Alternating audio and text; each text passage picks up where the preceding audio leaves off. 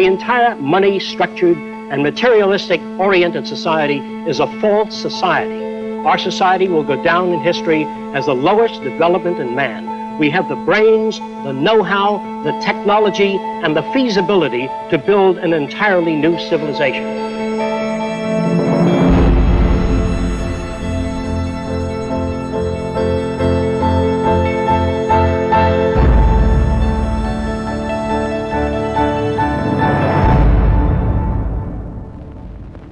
It was living through the 1929 Great Depression that helped shape my social conscience. During this time, I realized the Earth was still the same place. Manufacturing plants were still intact, and resources were still there, but people didn't have the money to buy the products.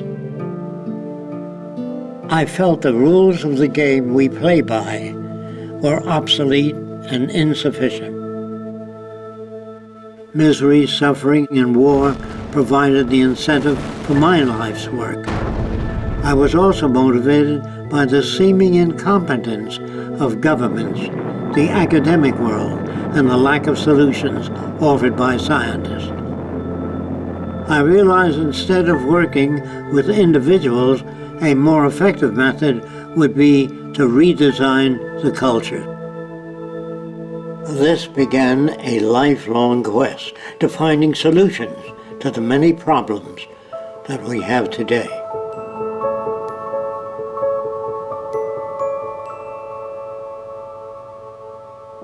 This presentation is a feasible plan for social change that works toward a peaceful and sustainable global civilization where human beings, technology, and nature coexist.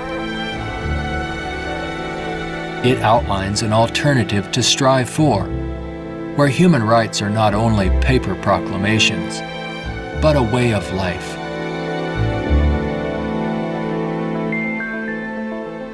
It is called the Venus Project.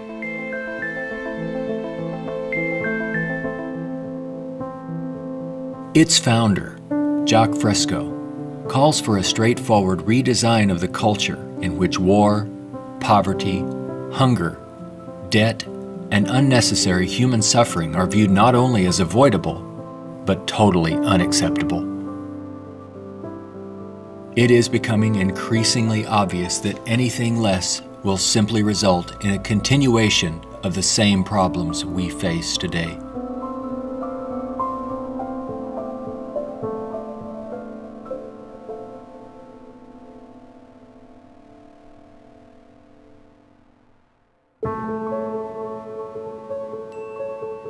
The Venus Project's Research Center, constructed by Fresco and Roxanne Meadows, is located in Venus, Florida.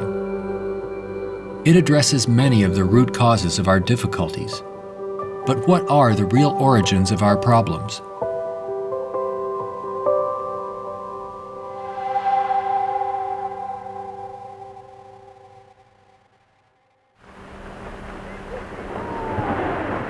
At present, we are left with very few alternatives, since we're on a collision course of our own making. Answers from yesterday are no longer relevant.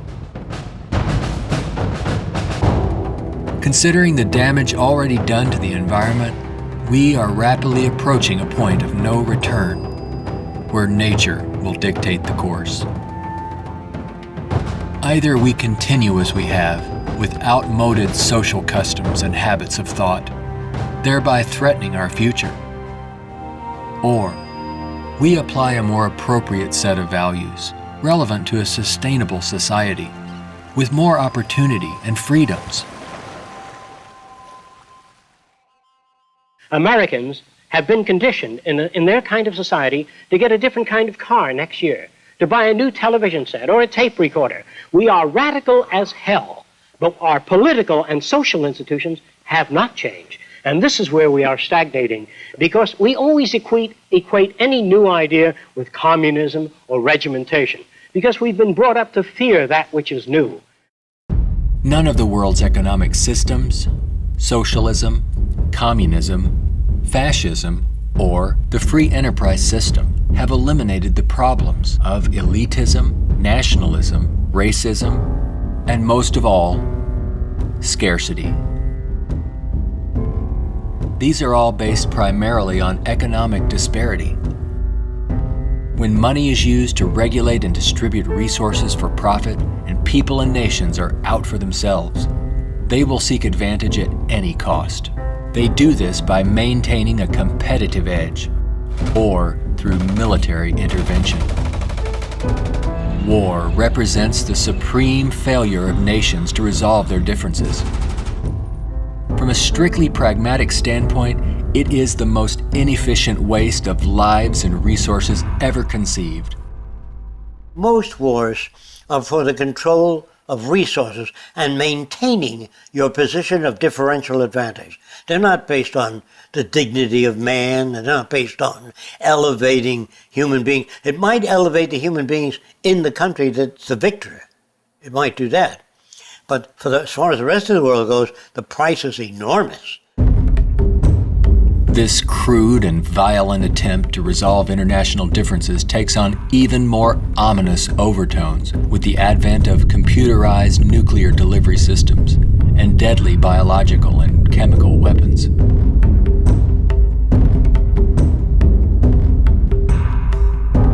Yet it is a windfall money-making opportunity for those who profit by the military-industrial complex.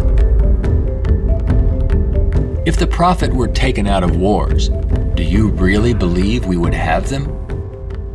If they draft you into the army to serve this country, you put up your life for this country, they should draft all the war industries. Every cannon maker, machine gun maker, automobiles, jeeps, warships, all drafted, so that on the same basis of pay as the army.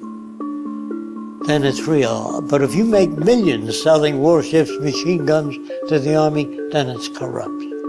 I would, if I had my way, if we had millions of men in the army, I'd send them to school to become problem solvers, how to get along with other nations. That's what we have to do, not kill. When soldiers are just killing machines, they're trained to kill. I would train them to be able to go to Mexico and bridge the difference, and go to the Arab world, see if they can bridge the difference. So bring them all together, all the nations. War is not the only form of violence imposed upon people. There is also hunger, poverty, homelessness, and unemployment. The acceptance of these conditions as expressive of human nature is a myth used to keep things as they are.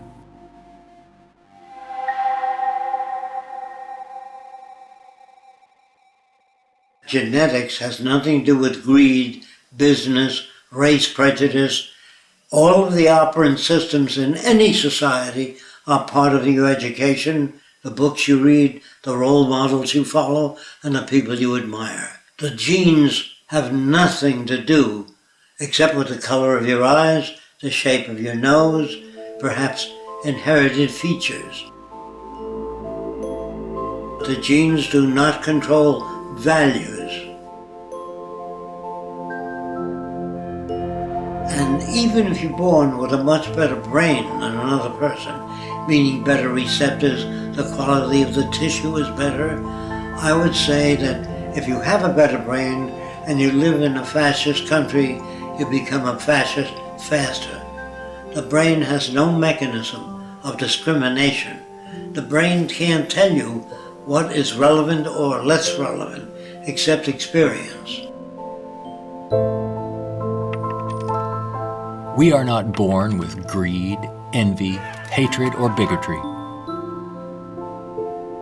Our behavior and values are reflective of the culture we are exposed to. If you were raised by the headhunters of the Amazon, you'd be a headhunter. And if I said to you, doesn't it bother you to have 5 shrunken heads? You say, yes, my brother has 20. So, is he nuts? No, that's normal to his culture. social and environmental problems will remain insurmountable as long as few nations control most of the Earth's resources, and the bottom line is profit over the well-being of people. Putting profit first results in unnecessary suffering and aberrant behavior prevalent today.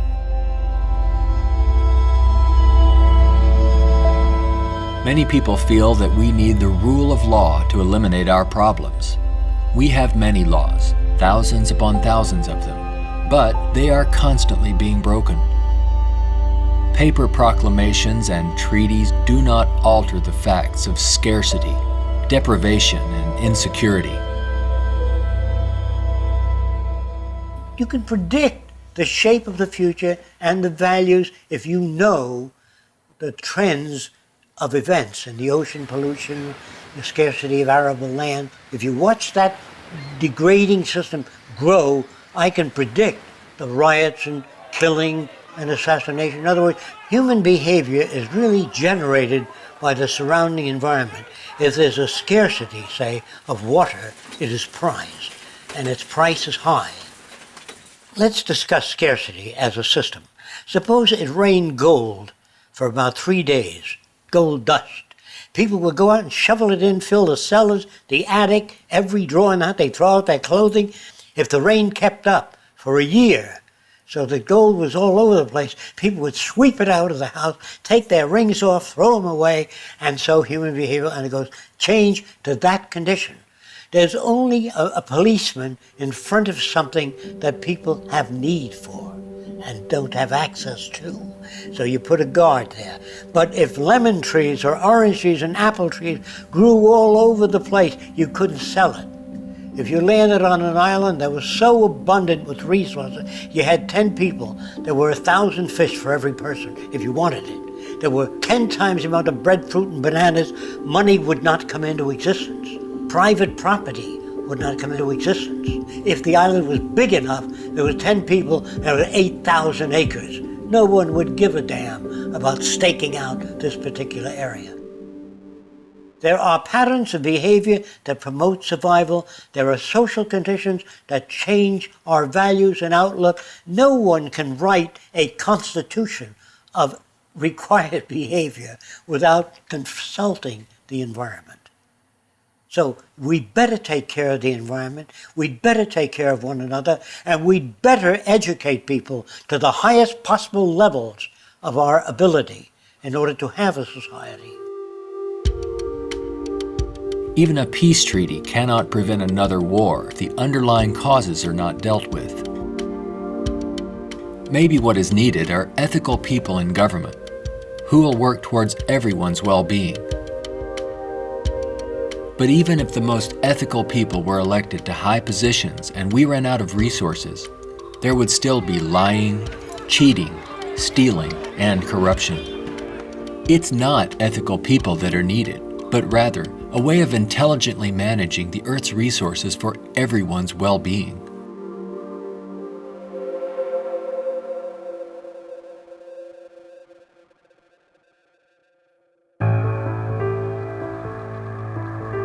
Let's examine our social arrangements further.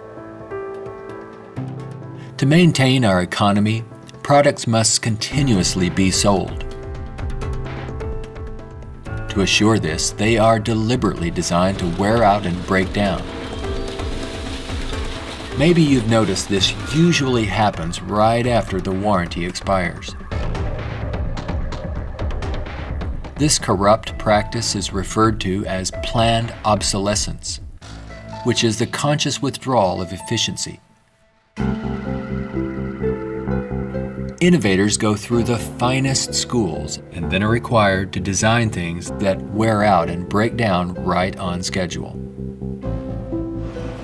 This results in a tremendous waste of resources and energy. We are plundering the planet for profits. If you think about it, it isn't a job people want, but access to what their paycheck will bring. Money does not represent anything real, and there's no gold, silver, or resource to back it up. You you can't eat money or build a house of it. It's not even related to our real capacity to produce goods and services on this planet. The monetary system has been handed down from centuries ago, and we continue to use it without questions.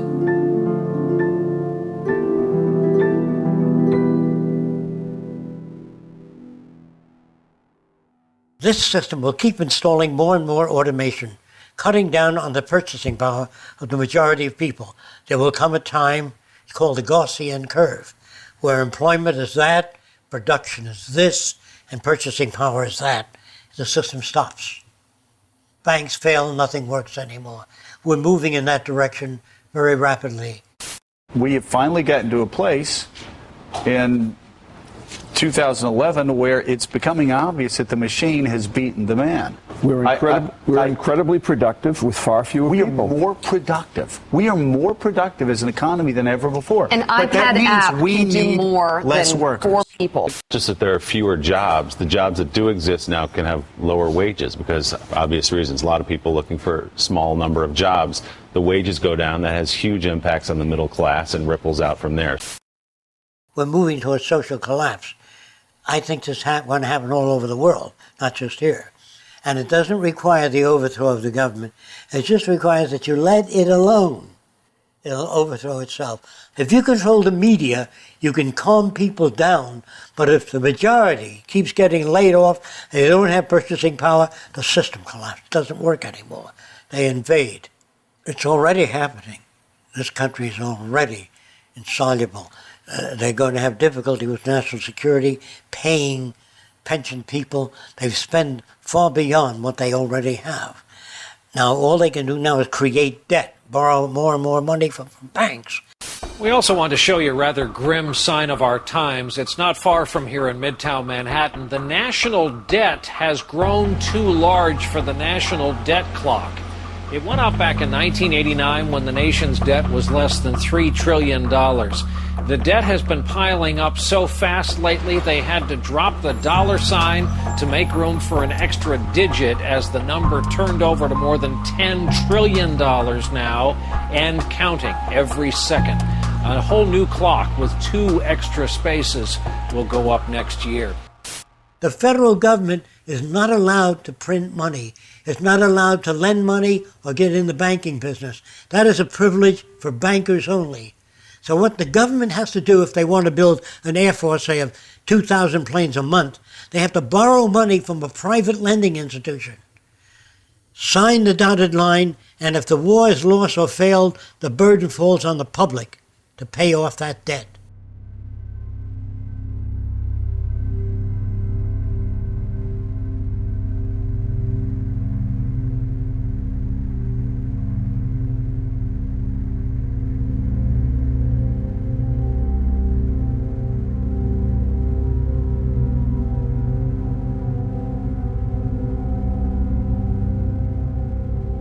We find ourselves and our social constructs in a transitional state, a matter of social evolution. If we want to make it through these turbulent times, we must be able to adapt to change. All things change, including our social systems. Albert Einstein stated, "We cannot solve problems by using the same kind of thinking we used when we created them." Earth is still abundant with resources. Our practice of rationing resources through monetary control is no longer relevant and is actually counterproductive to our very survival. Today, we have highly advanced technologies, but our social and economic system has not kept up with our technological capabilities, which could otherwise easily create a world of abundance for all, free of servitude and debt. How can this be possible? There is not enough money to feed or house all people on this planet, let alone accomplish these more ambitious ends. But Earth has more than enough resources to meet the needs of all people, but only if managed intelligently.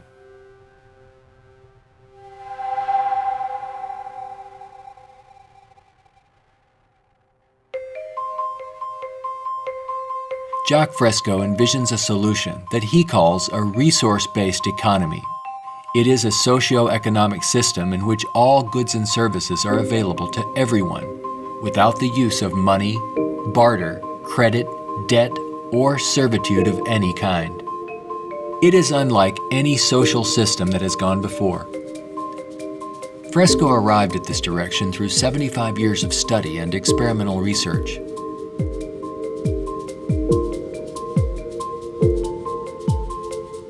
A resource-based economy operates on the basis of available resources and makes those resources available to every human being on earth, free of charge, without a price tag. So we have today more than enough resources to build a far more advanced society. I'm not talking about limited handouts so that people just get by. I'm talking about a very advanced civilization. We have the resources, we have the technology, all we have to do is apply it. One of the main aspects of the Venus Project is to eliminate scarcity. This is where the technology comes into play. Because if we set up a resource-based economy and some things are scarce, it won't work. If you set up a resource-based economy in a society that has no resources, it won't work. So today with our technology, we can make things available. We can eliminate scarcity. We can create an abundance. As long as we can create that abundance, that will eliminate greed and selfishness and a lot of crime and a lot of aberrant behavior. A social system can be designed so that all can live fully and constructively if the powers of science and technology are directed toward human and environmental concern and overcoming the artificial scarcities of our debt-based monetary systems. All people, regardless of political philosophy, social customs, or religious differences, ultimately depend upon the same resources: clean air and water, arable land, medical care, and a relevant education. I think if you pledge allegiance to the earth and everyone on it, that'd be the way to go for the future. The human species is a single family, and the world is home to everyone. Neither nations nor people can coexist separately any longer. No more separate nations. So anyone can go anywhere. Before the states joined together, they used to stake out their territory. They used to fight. They had militias. They would fight. This is our territory. Oh no, you're intruding.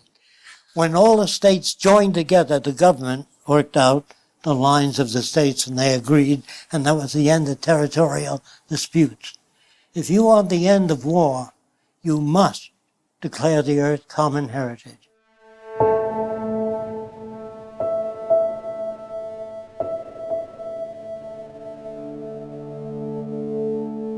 This has nothing to do with those who want to form an elite world order with themselves and large corporations in control and the rest of the world subservient to them. On the contrary, a global resource-based economy enables all people to reach their highest potential, where they can thrive and grow in a society that works in their behalf, a society that protects and preserves the environment as well, one that understands that we are part of nature, not separate from it.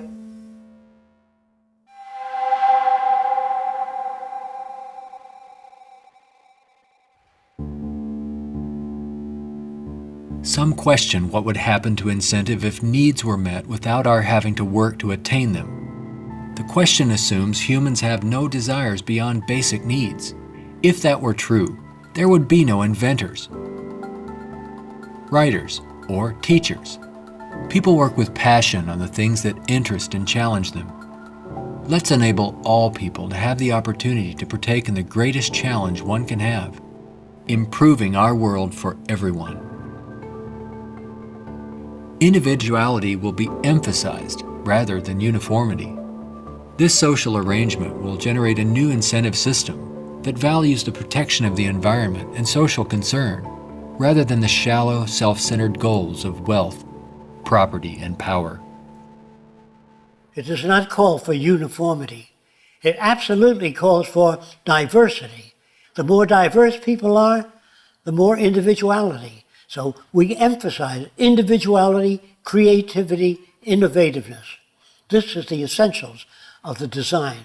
It is not a group of scientists telling people what to do, how to live, where to go, what to follow. Motivation and incentive exist when people have meaningful tasks. True growth and development occur when people are involved in creative, challenging, and constructive endeavors. However, motivation and incentive die in the daily grind of boring and repetitive jobs required to earn a paycheck. If you hand out things to people, if you fed them and clothed them and housed them free, they're not going to work in the morning because they don't need it. They got the housing, clothing, motion pictures, and entertainment. Well, why go to work? Work is painful, it's monotonous, it's boring. In the future, if people have access to all their needs, but they don't have any challenges, this is where it goes to pot. So people constantly are challenged by new things. In our schools, we challenge them with many things that are unsolved and many unresolved problems. If you're well-fed and well-clothed, that doesn't stop your brain from working. That would mean that every millionaire does nothing and is turned off because he got all the means. That's not true. There are many millionaires that work 18 hours a day and don't have enough time. It has to do with your background and your education. The more you know about oceanography, astronomy, and all that, the more interest, the more alive you are. And if you're just given food, clothing, and shelter, now you can go to work. You don't have to worry about making a living, which your incentive would be boosted considerably. So I call that a new and innovative incentive system. It's not monetary oriented, it's problem solving oriented. And you get your kicks out of seeing the world become a better place.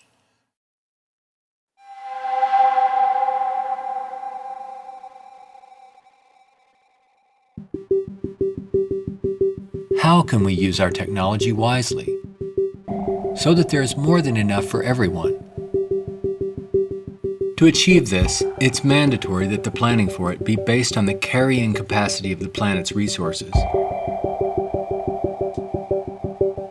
Our entire infrastructure must be redesigned and operated as coherent, integrated total systems.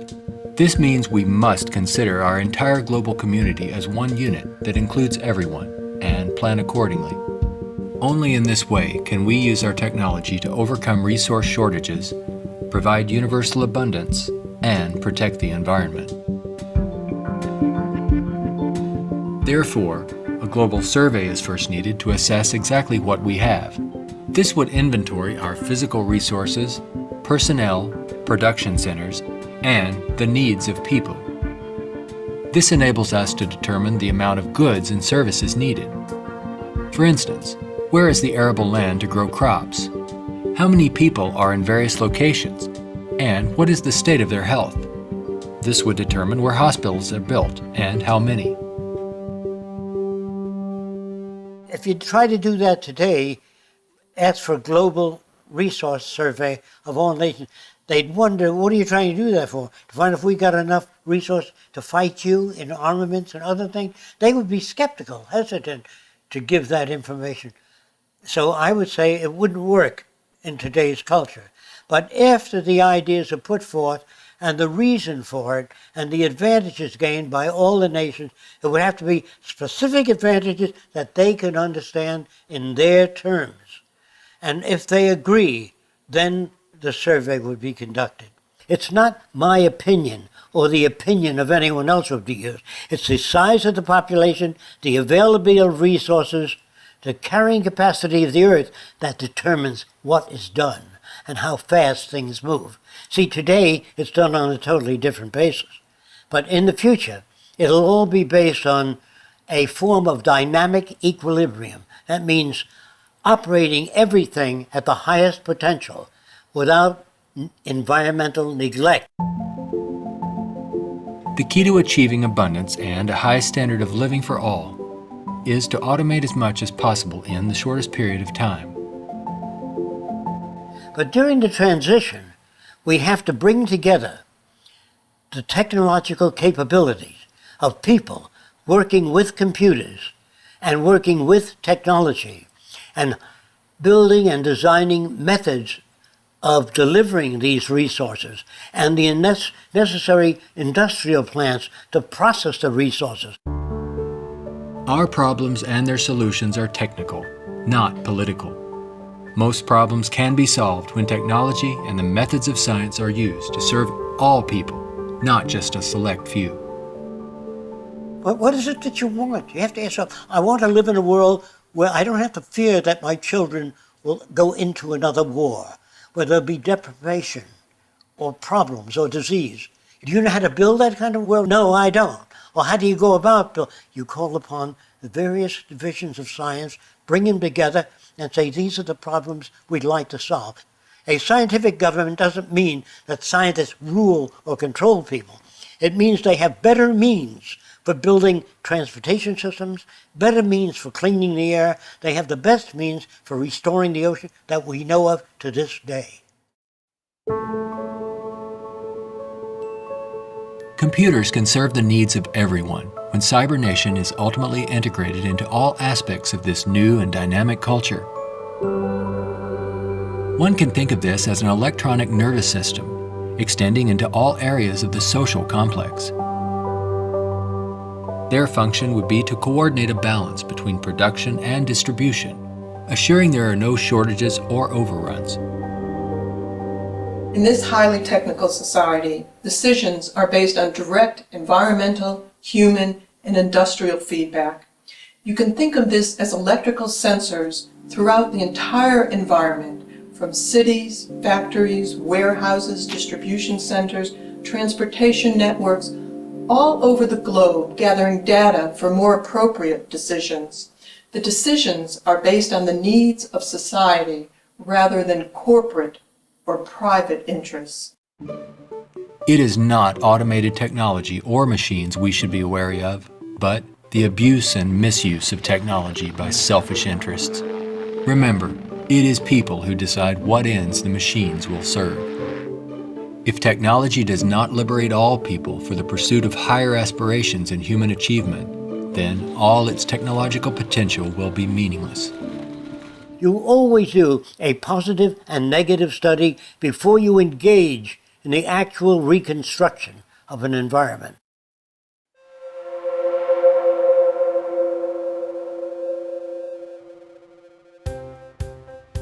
It's all just talk unless there is a technical plan to organize and use resources to accomplish abundance. What follows are some of the many approaches the Venus Project provides for the entire social spectrum.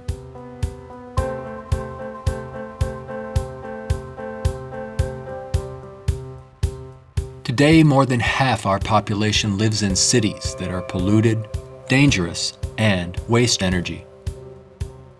What we have to do is design a city as a living system, as an organism, as a university, that all of the cities of the future will be university cities that grow, that continue to exchange ideas. The city will have a built-in transportation system, so there are no accidents and no unthought out areas of technology. Medicine, botany, agriculture, the total system, one planning system. It is actually better to build newer cities from the ground up than to restore and maintain old ones. Fresco uses a systems approach to designing new cities. They're desirable and pleasant places to live. The notion that intelligent overall planning implies mass uniformity is absurd. Cities would be uniform only to the degree that they would require far less materials, save time and energy, and be flexible enough to allow for innovative changes while preserving the local ecology. If we design our cities to meet human needs, you don't have most of the problems that are prevalent today. In the Central Dome, you have childcare, schools, dental care, medical care. In the production and design of the cities, we work out 1/8 of the city system, and then we reproduce it instead of have architects design each building and each structure, which is a tremendous waste of energy and talent. When working on solving the housing problem for all the world's people, construction techniques would be vastly different from those employed today. Extruded and self-erecting structures could revolutionize and speed up construction processes. These lightweight, durable apartments could be produced as continuous extrusions and then separated and positioned in place by the mega machines. The outer shells of these efficient structures serve as photovoltaic generators and heat concentrators. You don't own anything in this society. Really, people don't want money. They want access to things when they want it. And people in a society of abundance, having access to things, will really no longer begin to store and accumulate things. We recycle it, update it, make it better.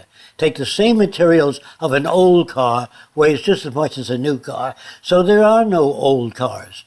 Old cars mean danger. If you drive a very expensive car and somebody else drives a beat-up old car, if their brakes fail, you may die. We don't want any old cars on the highway. We don't want anything that breaks down.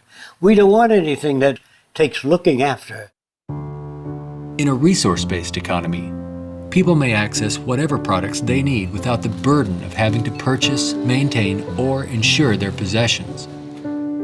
In this way, there is much more to go around for everyone, and products are always available when needed.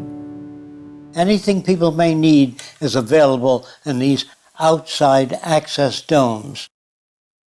Sculpturing materials, musical instruments, somewhat like the public library. They can go down and access a camera or a bicycle or a wristwatch. Anything that they need is available without a price tag. That would mean we must achieve a level of production that's so high that scarcity no longer exists. That will prevent almost all crime. So there's no way of segmenting or making this system just or equitable. We have to make a system that assures human rights. You know, when everybody has free access to goods and services, you don't have to fight for women's rights or black rights. It's an automatic in a society that's set up that way. You don't have to make laws, don't steal. It would bypass that behavior. Surrounding the central dome, you have the research centers. Centers that do work that's relevant to the sustainability of the entire community.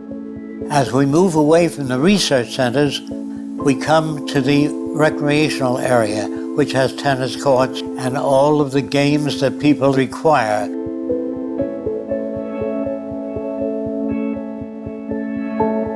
As we move away from that, we come to the residential district. There are streams, waterfalls, lakes throughout the area.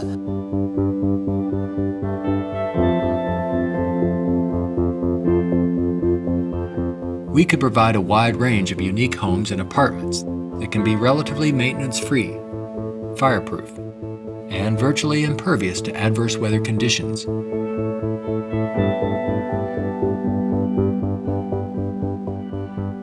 As we move to the next sector, we come to apartments. The reason some people want to live in apartments is because you have drama groups, you have gymnasiums, medical care, dental care, everything is built in to the central towers. I feel that in the future, people will move away from individual houses and live in larger complexes. As we move outward, we come to the indoor agriculture or hydroponic farms. Then there's also outdoor agriculture.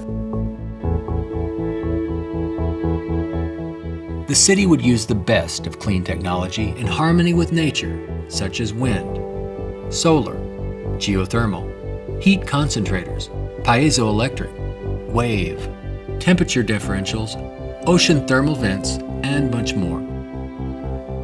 A major development for generating energy in the future could be the construction of a land bridge or tunnel across the Bering Strait. These underwater structures convert a portion of the ocean currents through turbines to generate clean sources of power. By using these sources of energy, we could power the Earth on clean energy and enable all people to enjoy a very high standard of living for thousands of years to come. There's no need for the use of polluting hydrocarbons any longer. Pollution will be a thing of the past. All transportation will be integrated into a worldwide transportation system. Transportation within cities will be by transveyors. City-to-city travel will be by monorail.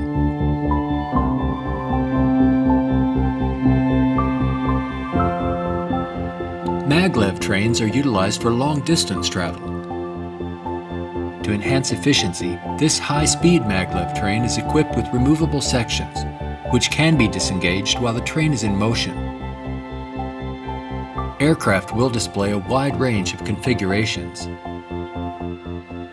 These VTOL aircraft, or vertical takeoff and landing, are used to transport passengers and freight. The priority is safety rather than saving money or dealing with the lowest bidder.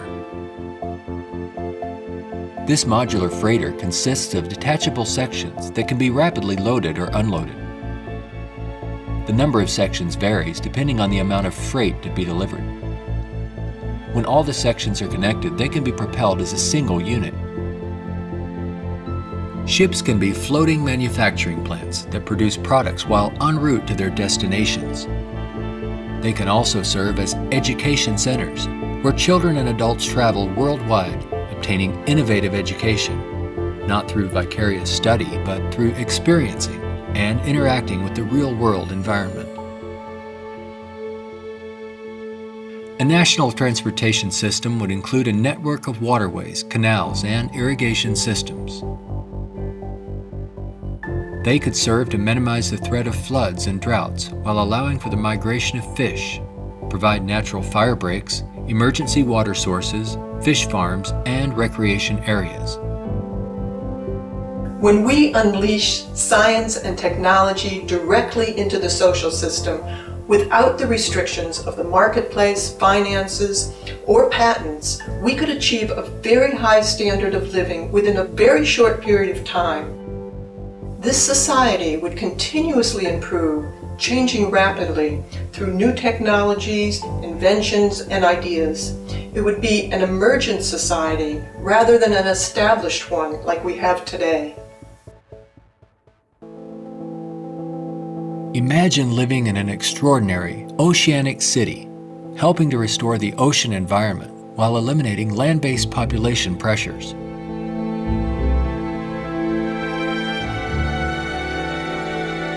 These cities in the sea may serve as universities and research centers where students study marine sciences. They could be used for ocean farming, mariculture, and mining, while maintaining a dynamic balance in the oceanographic environment. Self-sufficient cities in the sea vary in design depending on their location and function. This undersea observation station permits people to view marine life in its natural habitat. These mariculture and sea farming systems cultivate and raise fish along with other forms of marine life to help meet the nutritional needs of the world's people. These structures would permit the free flow of water throughout. Using technology in this way would make it possible for a global society to achieve social advancement and worldwide reconstruction in the shortest time possible. Utopia, if ever established, will die, will stagnate. Whereas what I'm talking about, an evolving culture or an emergent culture, I have no notions of a perfect society. I don't know what that means. I know we can do much better than what we've got. I'm no utopian. I'm not a humanist who would like to see everybody living in warmth and harmony. I know that if we don't live that way, we'll kill each other and destroy the earth.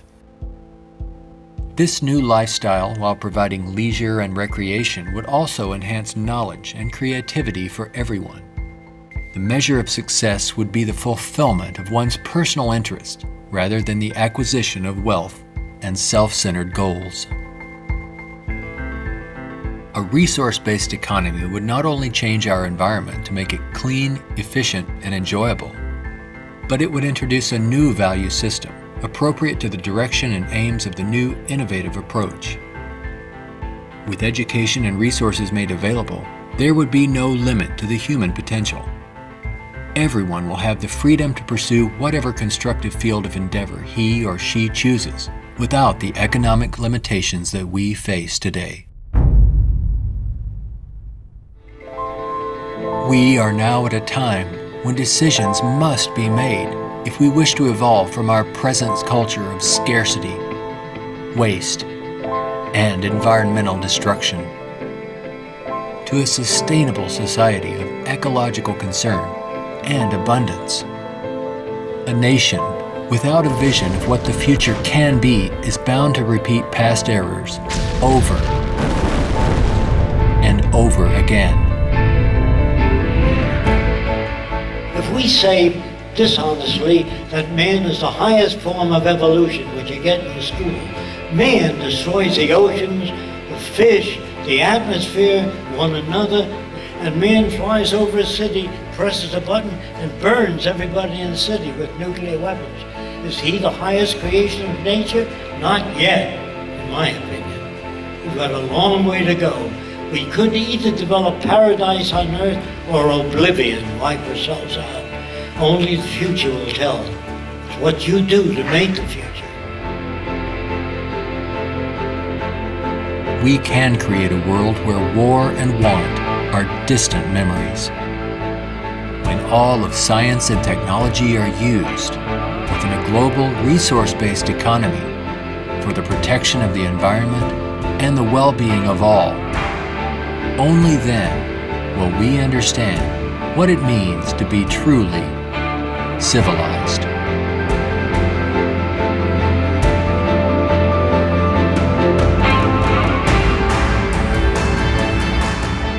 Be a part of the growing community of people working toward making the aims of the Venus Project a reality. Join us in our efforts to bring this vision of a positive future to a wider audience through the goal of a major motion picture. All of these things can be built with what we know today. It would take 10 years to change the surface of the earth, to rebuild the world into a second Garden of Eden. The choice lies with you. The stupidity of a nuclear arms race, the development of weapons, trying to solve your problems politically by electing this political party or that political party, that all politics is immersed in corruption. Let me say it again. Communism, socialism, fascism, the Democrats, the liberals, there are no Negro problems or Polish problems or Jewish problems or Greek problems or women's problems. They're human problems.